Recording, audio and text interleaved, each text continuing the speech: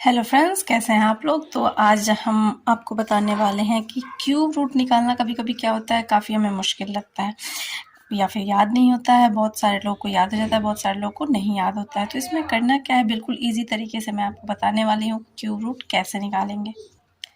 आपको करना सिर्फ ये है कि आपको 1 से लेके 9 तक के क्यूब रूट याद रखने हैं। बस इतने काम आपको करने हैं। बाकी इतने बड़े बड़े अंकों का क्यूब रूट आप लोग आसानी से निकाल सकते हो कि ये जो अंक है ये किस अंक का क्यूब रूट है। ओके, तो हमें क्या है, देखिए यहाँ पे हम करेंगे क्या कि हमें इकाई अंक जो है उससे मतलब है। तो इकाई अंक जैसे 1 का है 1, 2 का है 8, 3 का है 7, 4 का है 4, 5 का है 5, 6 का है 6, 7 का है 3, 8 का है 2, 9 का है 9। अब देखिए हम क्यूब रूट निकालेंगे कैसे, कि अगर हमको पता करना हो कि ये किस अंक का क्यूब रूट है तो बिल्कुल आसान तरीके से सीखेंगे। पहला अंक आप लोग इकाई अंक देखेंगे तो ये 9 है। अब हम लोग देख लेंगे कि 9 जो है वो किस में इकाई जगह पे आया हुआ है। तो हम देखेंगे यहाँ 9 के क्यूब में आया हुआ है। ठीक है, तो ये 9 हम लोग यहाँ लिख देंगे। ओके, अब हमें करना क्या है कि 1 2 3 तीन अक्षर से हमें कोई मतलब नहीं है। 3 अक्षर से क्या है, हमें कोई मतलब नहीं है। अब मान लीजिए यहाँ पे 6 है। अब हम देख लेंगे कि 6 कौन सी इकाई के जगह पे है।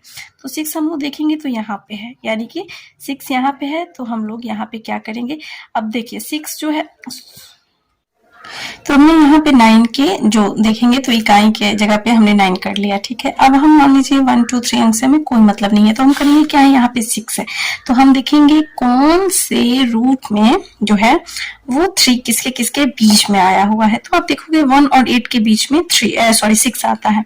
1 और 8 के बीच में 6 आता है। तो हम करेंगे क्या, इसमें से मान लीजिए 1 और 2 के बीच में 6 आता है। तो हम करेंगे क्या, इसमें से जो छोटा अंक होगा उसको हम लिख लेंगे। तो 2 और 1 में से कौन सा छोटा है, तो 1 छोटा है, तो हम यहाँ पे लिख लेंगे। तो ये हमारा आंसर बन गया।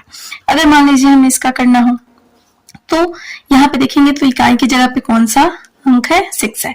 तो 6 हमारा कौन सी इकाई की जगह पे है, तो हमारा यहाँ पे है, यानी कि 6 है। तो हम यहाँ पे 6 लिख लेंगे। ओके, अब देखिए, अब इसमें करना क्या है कि यहाँ पे देखिए 1 2 3 अंक से हमें कोई मतलब नहीं है। 17 है, 17 बच गया। तो हम देखेंगे कौन से अंक के बीच में 17 आ रहा है, कौन से बीच में। ठीक है, तो देखेंगे 8 और 27 के बीच में 17 आता है। तो 8 और 20 का 7 जब हम देखेंगे तो ये किसका क्यूब रूट है, 2 और 3 का। ठीक है, तो 3 और 2 में से छोटा कौन है, तो 2 छोटा है। तो हम यहाँ पे 2 लिख देंगे। तो ये हमारा आंसर बन गया, यानी कि ये 26 का क्यूब रूट है।